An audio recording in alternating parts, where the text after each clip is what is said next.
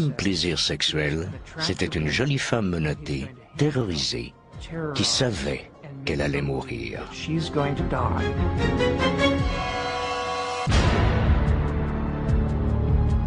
Sure, I get angry.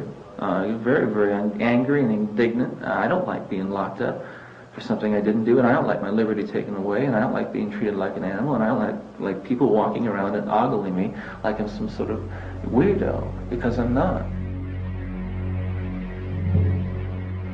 Le matin du 24 janvier 1989 à 7 heures, un peu avant le lever du soleil, le bourreau s'affaire à la prison d'État de Stark, en Floride. Plusieurs ont attendu ce jour et redouté qu'il ne vienne jamais. Aujourd'hui, Ted Bundy, le plus célèbre tueur en série des États-Unis, sera exécuté.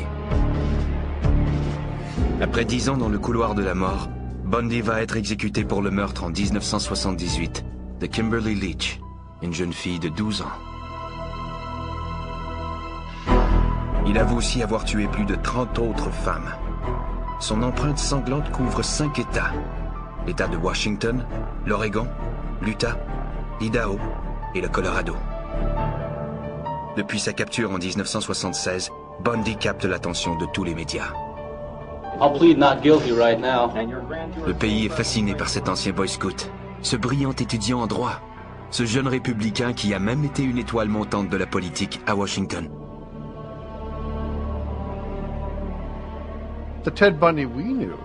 Le Ted Bundy que nous avons connu, avant qu'il ne soit arrêté et accusé, était un type très bien.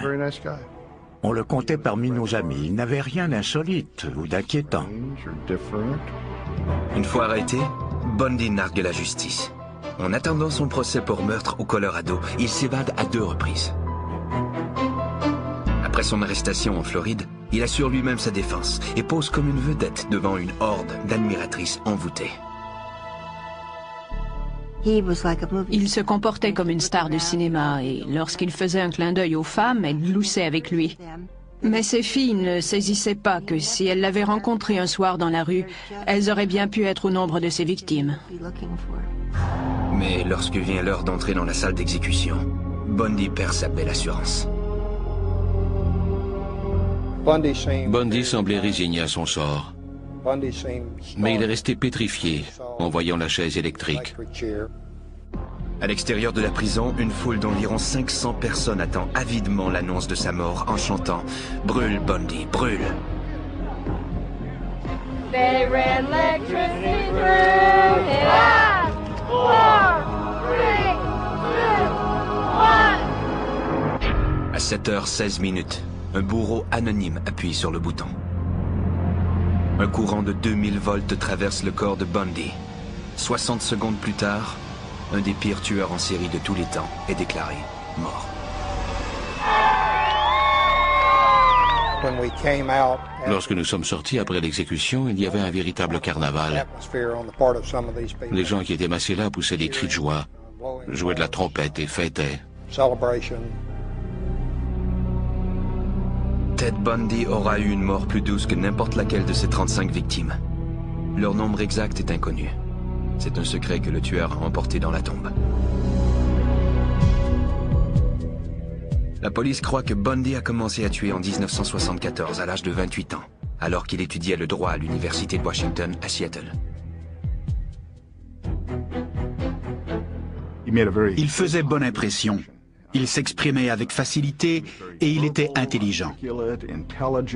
Si je devais le décrire en quelques mots, je dirais qu'il ressemblait à un jeune Cary Grant.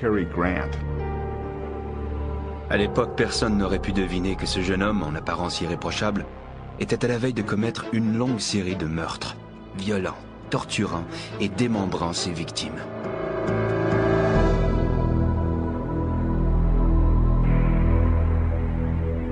Le 4 janvier 1974, peu après minuit, Ted Bundy s'approche de la fenêtre de la chambre de Johnny Lance, 18 ans, qui fréquente la même université que lui. La chambre est au sous-sol. Bundy entre par une porte dérobée et matraque sauvagement la jeune fille à coups de pied de biche. Le lendemain matin, Johnny est retrouvé, baignant dans une mare de sang. Le meurtrier ne s'est pas contenté de la tuer. Il a arraché un des barreaux du lit et l'a enfoncée dans son vagin. Bundy n'a pas choisi cette jeune fille au hasard. Toutes ses victimes ont en commun certaines caractéristiques physiques. Johnny avait notamment des cheveux longs séparés au centre. Il faudra plusieurs années avant que la police ne comprenne pourquoi ce détail anodin déclenche chez Bundy l'envie de tuer. Linda Ann Healy étudie à l'université de Washington. Elle complète sa majeure en psychologie. Le 31 janvier 1974, alors qu'elle dort dans son lit, Bundy force sa porte. Il l'assomme, l'enveloppe dans ses draps et la transporte silencieusement hors de la maison. Il faudra 1 an avant qu'on ne retrouve sa tête et les autres parties de son corps. Une question hante les enquêteurs et tous ceux qui ont essayé de comprendre les motifs du meurtrier.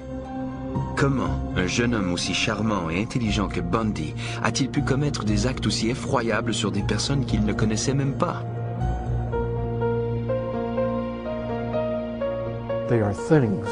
Pour lui, elles n'étaient que des objets, tout au plus des victimes expiatoires. Il a rarement prononcé le mot « femme ». Il parlait toujours d'elles comme des objets. La vie des autres ne comptait pas pour lui. Il ne les voyait pas comme de véritables personnes. Et l'idée de choquer la société et de faire souffrir des parents ne faisait qu'ajouter à son plaisir. Il prenait sa revanche. Comme tous les autres tueurs en série, Bundy est capable de cacher son obsession meurtrière à l'intérieur de lui-même et de présenter face aux parents et aux amis l'image d'un homme parfaitement équilibré.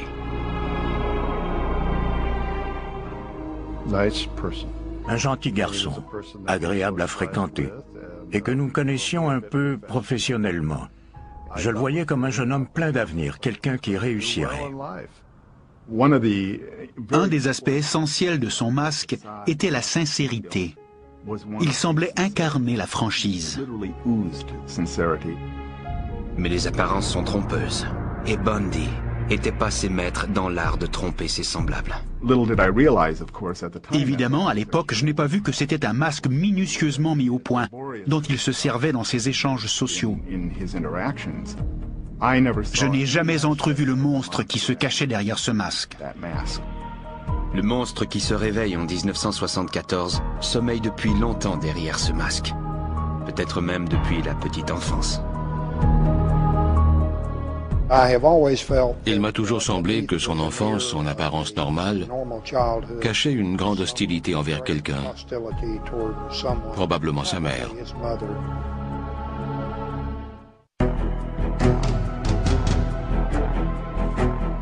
Selon la police, c'est en 1974 que Ted Bundy sombre dans la folie meurtrière. Il commence à tuer à Seattle, dans l'État de Washington, puis il s'abat sur l'Oregon, l'Utah, l'Idaho, le Colorado et la Floride. La boucherie durera 5 ans et fera au moins 35 victimes, toutes des femmes.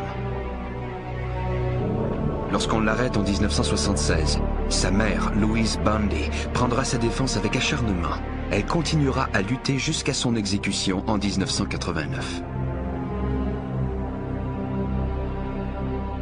My Christian upbringing tells me that to take another's life under any circumstances is wrong. And I don't believe the state of Florida is above the laws of God. Louise était une gentille petite dame qui a cru à l'innocence de son fils jusqu'à ce qu'il lui avoue la vérité, la veille de son exécution. Plusieurs spécialistes croient que la rage meurtrière de Bundy est apparue durant l'enfance. Theodore Robert Cowell est né le 24 novembre 1946 à Burlington, au Vermont. Sa mère, Eleanor Louise Cowell, est une modeste et timide employée de magasin qui a quitté sa ville natale de Philadelphie pour mettre au monde un enfant conçu hors des liens du mariage.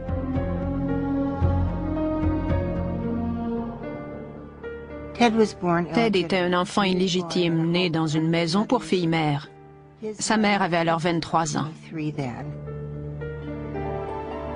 Peu après la naissance, Eleanor retourne à Philadelphie avec Ted. C'est alors que débute une charade infernale. On fait croire à l'enfant que ses parents sont sa grand-mère et son grand-père et que sa mère est en réalité sa grande sœur. Dès le début de sa vie, Ted sent qu'il baigne dans le mensonge. Mais ce n'est pas l'unique problème. Eleanor, sa vraie mère, fait des dépressions à répétition, souffre de crises de panique et finit par être traitée aux électrochocs. De plus, le père d'Eleanor, Samuel Cowell, est un homme excessivement violent. Sam Cowell était un désaxé. Il lisait de la littérature pornographique et il jetait ses filles en bas des escaliers si elles ne se levaient pas assez tôt. Plus Ted grandit, plus il est accablé par une relation confuse avec sa mère. Dès l'âge de 3 ans, il commence à donner des signes de déséquilibre.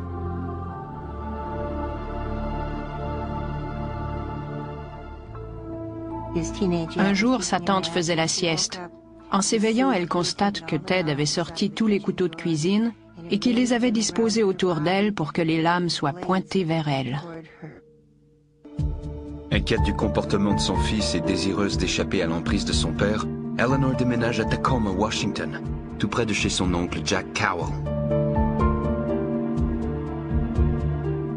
Ted avouera plus tard qu'il a été anéanti quand il a dû s'éloigner de celui qui croyait être son père. À Tacoma, Eleanor se fait appeler Louise, son second prénom, et travaille comme secrétaire au conseil des églises. Un soir, elle fait la rencontre de John Culpeper Bundy, cuisinier dans un hôpital. Un an plus tard, ils se marient et Ted se voit octroyer le nom qu'il portera jusqu'à sa mort, Theodore Robert Bundy. Mais Ted n'a pas d'affinité avec John.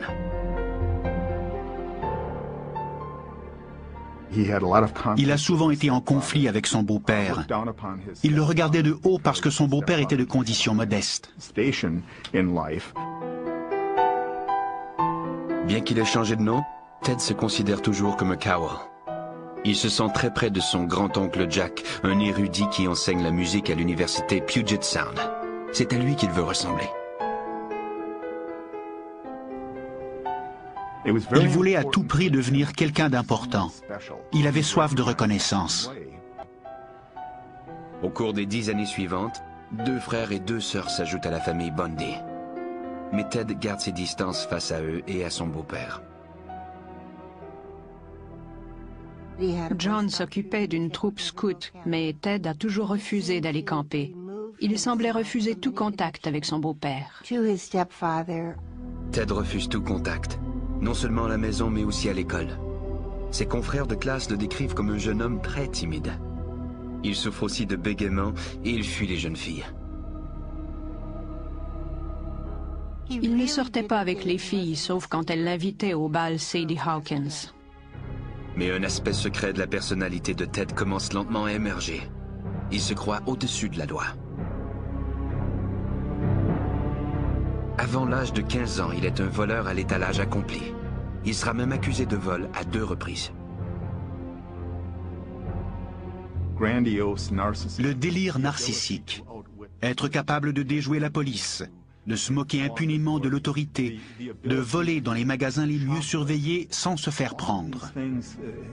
Ces petits succès le flattent et lui donnent le sentiment d'être quelqu'un d'unique. Ses relations avec les femmes se détériorent. Il s'adonne au voyeurisme. La nuit, il va de fenêtre en fenêtre cherchant à épier des jeunes filles dans l'intimité de leur chambre. Certains croient même que Ted Bundy a commencé à tuer à cette époque, c'est-à-dire dès l'âge de 15 ans. À 15 ans, Ted distribuait le journal dans le quartier. Sur son itinéraire, il y avait la maison d'Anne-Marie Burr, une fillette de 8 ans. Ted connaît bien Anne-Marie. Elle prend des leçons de piano chez son grand-oncle Jack. Le 31 août 1961, au matin, les parents d'Anne-Marie constatent qu'elle n'est plus dans sa chambre. La fenêtre était toujours entr'ouverte. Le câble d'antenne passait par là et on ne pouvait pas la verrouiller. On a trouvé la porte avant entrebâillée et la fillette avait disparu. On procède à une battue avec 800 soldats, policiers et volontaires. Tous reviennent bredouille. À l'époque, il ne vient à l'esprit de personne que Ted puisse être coupable du meurtre d'Anne-Marie. Moi, je crois qu'elle a été sa première victime. Et il y en aura beaucoup d'autres comme elle. Durant les années 60, Ted Bundy étudie au Woodrow Wilson High School à Tacoma. Malgré son intelligence, son air séduisant et son attitude amicale, il est mal à l'aise avec les autres, surtout avec les filles. On constate une carence. Il ne sait pas comment bâtir une relation avec les autres. Ses rapports sont empreints de confusion. L'arène où il se sentait à la hauteur, c'était la classe. Durant les cours, il pouvait manifester ses aptitudes verbales et impressionner les professeurs.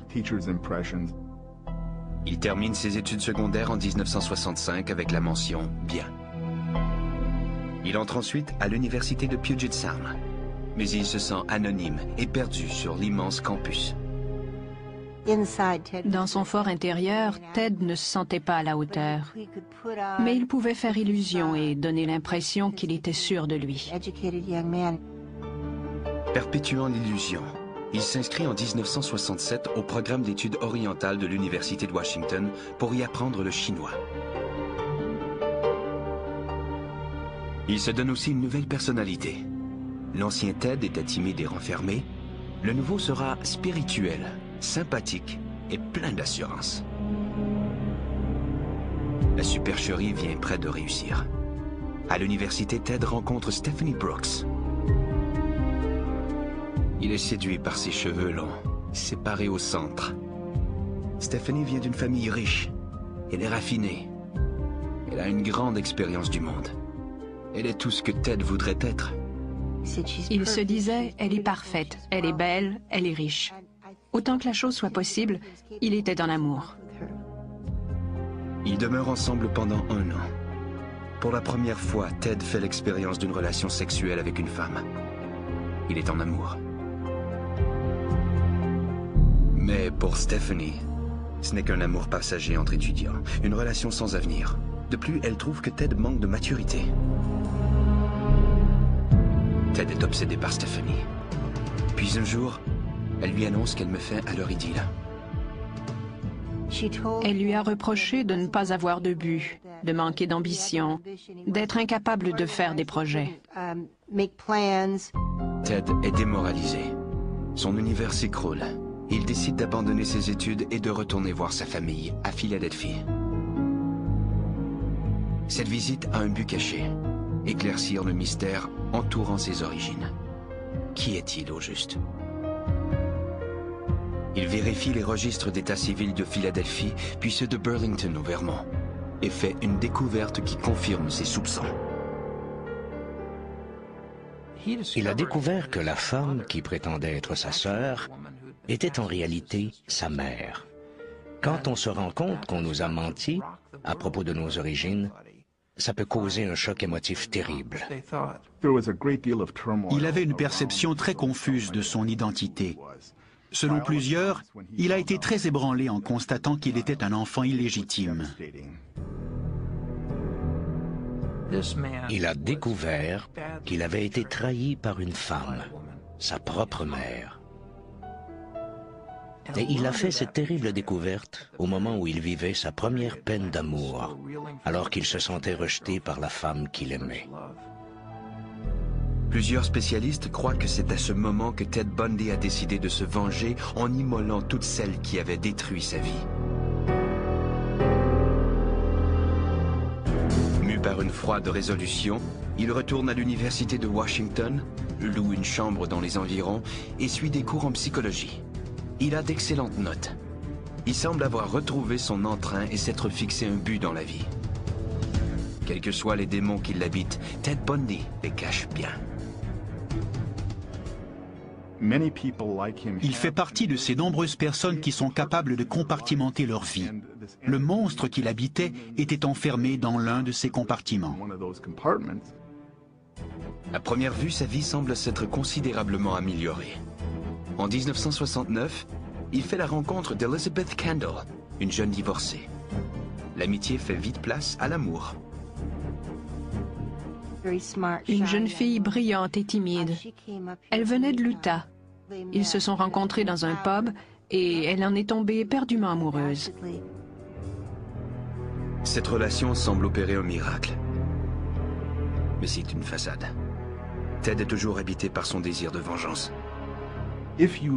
Quand on est animé par des sentiments aussi négatifs, on ressent de l'envie et on cherche à détruire la beauté chez les autres. En tête de sa liste noire, il y a Stephanie Brooks.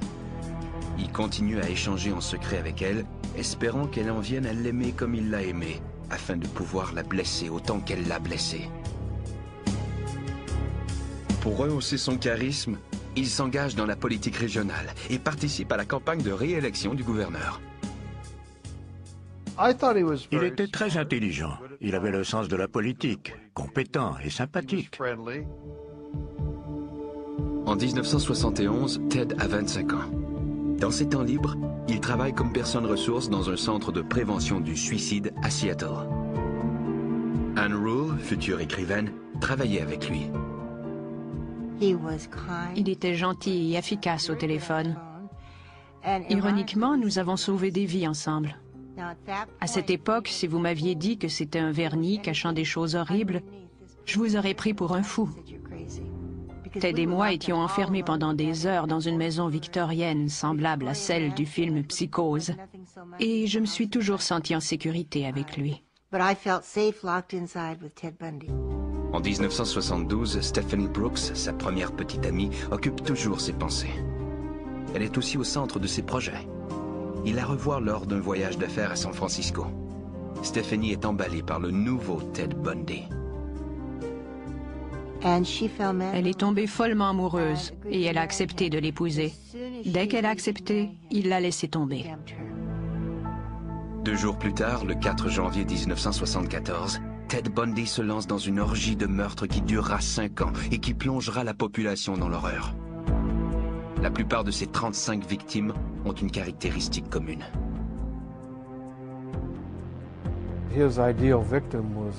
Ses victimes étaient toutes des femmes assez jolies et plutôt frêles, avec des cheveux longs séparés au milieu. Elles sont toutes le portrait de Stephanie Brooks. Le 4 janvier 1974, quelques jours après avoir rompu avec Stephanie Brooks, Ted Bundy libère le monstre qui sommeille en lui. En 6 mois, 8 femmes disparaissent des campus des universités de l'État de Washington, de l'Oregon et de l'Utah. Je crois qu'il était en chasse 24 heures sur 24 et qu'il choisissait minutieusement ses proies. Il devait y en avoir aussi qui, pour lui, se trouvaient au bon endroit, au bon moment. Ces 2 premières victimes sont des étudiantes de l'Université de Washington. On préférait croire que le meurtrier qui était venu hanter notre communauté était quelqu'un de l'extérieur. On ne pensait pas que le tueur pouvait être l'un des nôtres. Même sa petite amie, Elizabeth Kendall, ne sait pas qui est réellement Ted Bundy. De février à mai, 6 femmes disparaissent. Carol Valenzuela, Nancy Wilcox, Donna Manson, Susan Rancourt, Brenda Ball et Roberta Parks.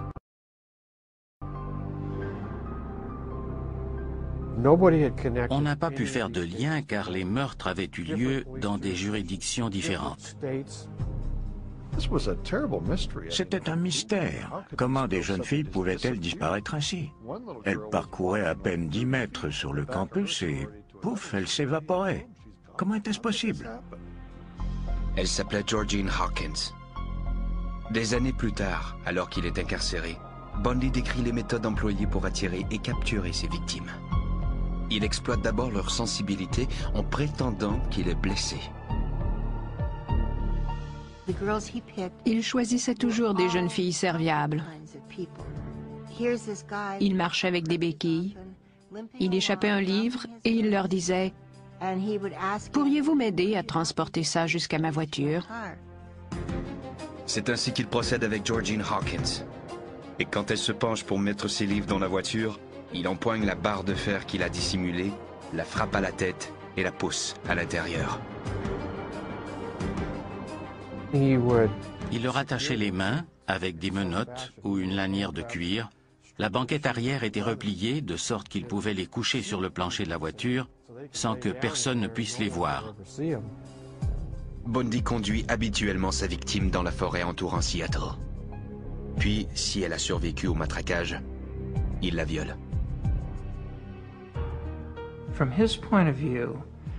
Pour lui, l'ultime plaisir sexuel, c'était une jolie femme menottée, terrorisée, qui savait qu'elle allait mourir.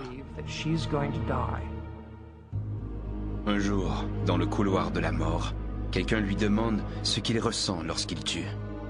Il a répondu, « Le meurtre n'a rien à voir avec le désir ou la violence. Il a à voir avec la possession. Regarder une femme dans les yeux et la sentir pousser son dernier soupir, c'est être Dieu. » Quand il a terminé, il abandonne le corps dans la forêt. Mais plus tard, il revient sur les lieux. Il retournait à plusieurs reprises sur le lieu de son crime, pas tellement pour effacer des indices que pour commettre d'autres méfaits. On le soupçonne d'avoir apporté un corps chez lui et de l'avoir habillé avec des vêtements qui n'appartenaient pas à la victime. Il se servait de maquillage pour la rendre plus attirante. Mais ce n'était pas toujours le cas. Il a eu des rapports sexuels avec des corps en état de décomposition. Selon les psychiatres, le cas de Bundy est unique, car ce dernier appartient à deux types différents de tueurs en série. Il est à la fois un tueur sadique et un tueur nécrophile.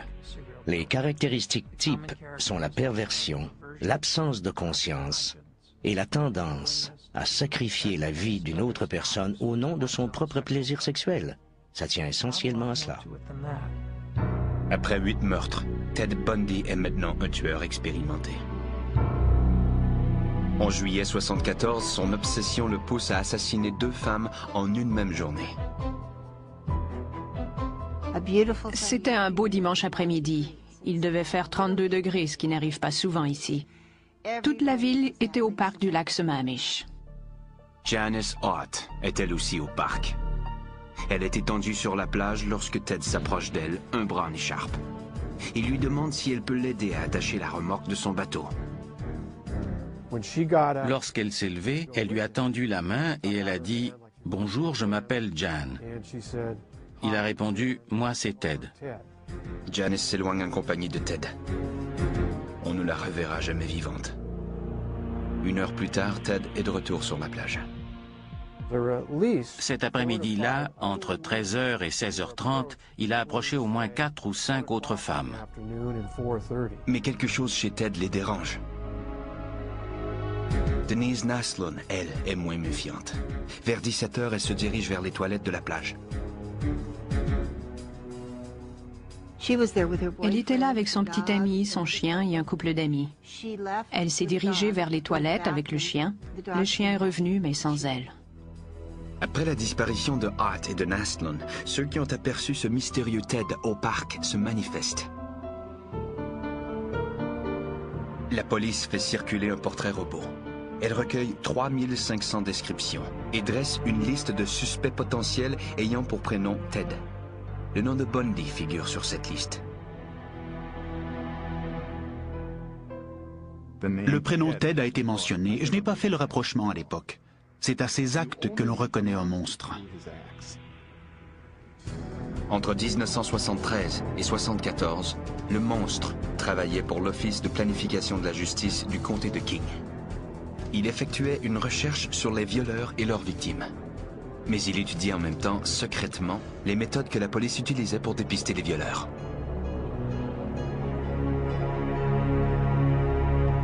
En octobre 1974, la police trouve 5 autres corps. Mais la plupart sont décomposés ou se réduisent à quelques os éparpillés. Bundy n'a laissé aucun indice. Et il a quitté la région depuis longtemps. 2 mois plus tôt, il avait été accepté à la faculté de droit de l'université de l'Utah. Mais il ne peut plus s'empêcher de tuer. Le Ted Bundy que j'ai connu n'était pas un meurtrier. Mais il l'était peut-être 1 heure plus tard. C'est ça qui est terrible. Le tueur qui se cache derrière le masque du charme et de la sincérité est à la veille d'apparaître au grand jour. Il suffit que l'une de ses victimes potentielles parvienne à lui échapper pour qu'on parvienne à l'identifier. Au début de novembre 1974, Ted Bundy avait assassiné au moins 11 femmes dans les États de Washington et de l'Oregon, et 2 autres dans l'Utah où il demeure. Outre ce passe-temps morbide, il étudie le droit à l'université de l'Utah. Il serait sûrement devenu avocat s'il n'avait pas été perpétuellement rongé par son obsession. Les tueurs en série sont comme des toxicomanes. Le meurtre est leur drogue, et ils doivent sans cesse augmenter la dose afin de retrouver le plaisir qu'ils ont ressenti la première fois. Mais Bundy est sur le point de commettre sa première erreur. Le 8 novembre, dans un centre commercial, il se fait passer pour un policier en civil et essaie d'enlever Carol DeRanch. Il fait croire à la jeune fille de 19 ans qu'un voleur a forcé sa voiture, et après être monté dans le véhicule, il tente de la menotter. Mais Carol se débat, et malgré les menottes, elle parvient à s'éjecter de la voiture et à prendre la fuite. Nous avions une victime qui avait survécu et qui était en mesure de décrire le suspect et son véhicule. De plus, elle nous apportait une pièce à conviction, soit les menottes fixées à ses poignets. Mais la police ignore encore l'identité de l'assaillant. De plus, Bundy est passé maître dans l'art du déguisement. Il changeait continuellement d'aspect. Il portait tantôt une barbe, tantôt les cheveux longs. Une fois, il s'est même coupé les cheveux très courts. Son signalement variait constamment. Au début de 1975, Bundy élargit son champ d'action de l'Utah jusqu'à l'Idaho et le Colorado. Entre janvier et août, il tue 8 autres femmes. Mais rien ne semble relier ces meurtres entre eux. Depuis juillet 1974, la police de l'État de Washington a ramené la liste des suspects ayant Ted pour prénom à 200 personnes. Ted Bundy y figure toujours, mais personne n'oserait encore accuser l'étudiant en droit de l'université de l'Utah. À cette époque, les disparitions étaient de plus en plus rapprochées. Tout semblait mieux planifié. Mais la chance de Bundy va bientôt tourner. Le 15 août, au petit matin, il conduit de façon erratique. Un policier lui fait signe d'immobiliser sa voiture et décide de fouiller son véhicule. Au cours de la fouille, le policier est tombé sur un sac. Et dans ce sac, il y avait un pied de biche, une paire de menottes et une cagoule de skieur. Il ne se déplaçait pas sans ses outils de torture. Pris pour un cambrioleur, Bundy est aussitôt arrêté. La police trouve aussi des reçus d'essence et des cartes routières qui plus tard le relieront au meurtre commis au Colorado. Mieux encore, lors de la parade d'identification au poste de police, Carol DeRanch le reconnaît comme son agresseur. On était bouleversés, on n'y croyait pas. On a organisé une collecte de fonds pour sa défense. On était sûr que la police s'était trompée. Le 23 février 1976, Ted Bundy subit son premier procès. Il est accusé de tentative d'enlèvement. Au début, il est calme. Il ne doute pas un seul instant de son acquittement.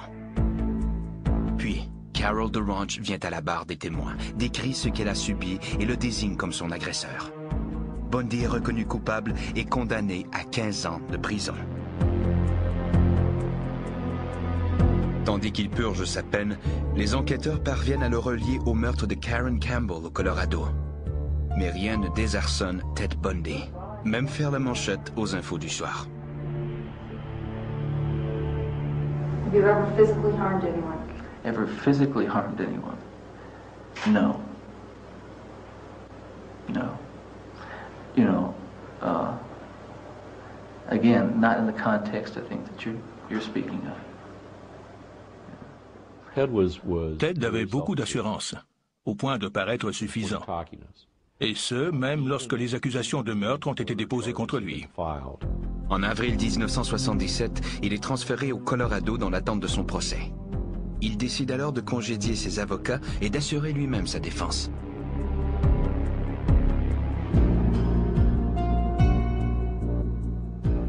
Bundy avait une confiance totale en ses facultés.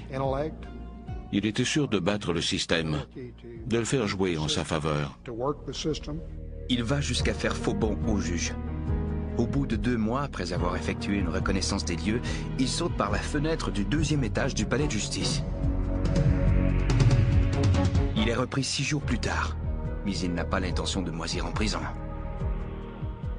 I've matured in the past year. Believe me, I've grown in the past year, and I've learned a lot of things about myself in the past year. My only misgivings is that I might never be in a position to apply it, on the streets where I'd like to apply it. Mais il le fera tout de même. La veille du jour de l'an 1977, Ted Bundy se glisse dans un conduit d'aération et s'évade de la prison du Colorado.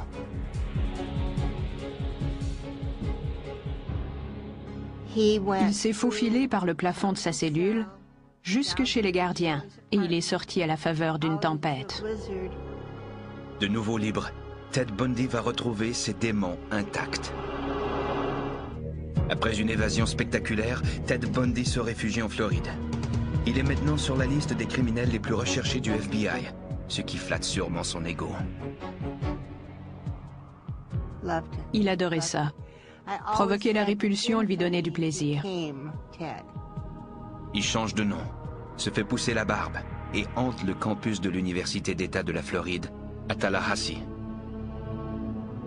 Le 8 janvier, comme il l'a dit dans sa confession, il est arrivé en ville déterminé à se conformer à la loi. Mais il sera incapable de tenir sa promesse. Moins de 2 semaines après son évasion, soit le 15 janvier 1978, peu après minuit, sur le campus de l'université, Bundy s'introduit dans la résidence de l'association Chi Omega. Profitant du sommeil des occupantes, il se glisse de chambre en chambre, matraque, viole et assassine Lisa Levy et Margaret Bowman. Il s'attaque aussi à Karen Chandler et Kathy Kleiner, sans parvenir à les tuer. Je crois qu'il avait l'intention de les tuer toutes. Mais Bundy n'en a pas encore terminé. À moins de 2 kilomètres de là, il pénètre dans l'appartement de Cheryl Thomas et la frappe sauvagement. Quoique laissée pour morte, cette 5e victime de la nuit survivra à ses blessures. Il ne ressentait pas de culpabilité. Ce sentiment lui était étranger. Il se sentait justifié d'infliger ce châtiment aux femmes à cause de ce qu'elles lui avaient fait. 3 semaines plus tard, il tue de nouveau. Cette fois, sa victime est une jeune fille de 12 ans. Kimberly Leach est une jolie étudiante du 1er cycle, appréciée de tous ses camarades. Elle est enlevée, violemment battue et tuée. Le 15 février 1978, un patrouilleur s'approche d'une coccinelle Volkswagen déclarée volée. Ted a tenté de s'enfuir à pied. Il y a eu affrontement, des coups de feu ont été tirés et le policier est parvenu à lui mettre la main au collet. Bundy est arrêté et identifié. Dans les mois qui suivent, les enquêteurs de la Floride trouvent des indices le reliant au meurtre de Kimberly Leach et des jeunes filles de la résidence Chi Omega. Quoique d'autres États réclament son extradition, le premier procès a lieu en Floride, le 7 juillet 1979. You gonna represent yourself or you gonna get another attorney? I'm staying with the man I know best right now, and that's me. Bundy assure sa défense dans le procès pour les meurtres de Chi Omega. Il a recueilli les dépositions des témoins et présenté ses requêtes. Et je les ai traitées sur une base strictement professionnelle. Mais lorsqu'il interroge un policier à propos de la scène du crime, le masque tombe et pendant un moment, les jurés contemplent le vrai visage de Ted Bundy. Il s'est approché des jurés et on les voyait reculer sur leurs chaises à mesure qu'il avançait. Puis il a prié le policier de raconter sans omettre un seul détail ce qu'il avait vu en soulevant les draps qui recouvraient les cadavres. Tout le monde, que ce soit dans l'enceinte du tribunal ou devant leur téléviseur, a compris qu'il cherchait à revivre l'événement. 2 semaines plus tard, Bundy est reconnu coupable des meurtres de Lisa Levy et Margaret Bowman et condamné à mort. En janvier 1980, Bundy est accusé du meurtre de Kimberly Leach. Il est de nouveau reconnu coupable et condamné à mort. Mais l'exécution n'aura pas lieu avant plusieurs années. Durant les 9 années suivantes, Ted Bundy utilise tous les recours possibles pour en appeler de sa condamnation. Et il obtient de multiples sursis de dernière minute, parfois même juste avant l'exécution. Finalement, une fois tous les recours épuisés, l'exécution est fixée au mois de janvier 1989. Pour repousser la mort, Bundy déclare alors aux autorités qu'il est prêt à fournir des informations sur des meurtres non résolus. Il leur a donné juste assez de détails pour éveiller leur intérêt et leur montrer qu'il était sérieux. Puis il a dit aux enquêteurs qu'ils devaient contacter les autorités de la Floride et faire retarder l'exécution. Il a dit qu'il avait besoin de plus de temps, qu'il ne pouvait pas tout leur raconter en un seul jour. S'ils voulaient en savoir plus, ils devraient d'abord repousser l'exécution et il leur fournirait tous les détails. C'était une tentative désespérée pour gagner du temps. Je crois que Bundy a cru jusqu'à la dernière minute, jusqu'au matin même de l'exécution, qu'il pourrait repousser l'inévitable. Mais il n'a pas pu. Le 24 janvier 1989, à l'âge de 41 ans, Ted Bundy, le jeune homme brillant et séduisant qui aurait pu réussir tout ce qu'il aurait entrepris, mais qui a préféré devenir un monstre sanguinaire aveuglé par un sentiment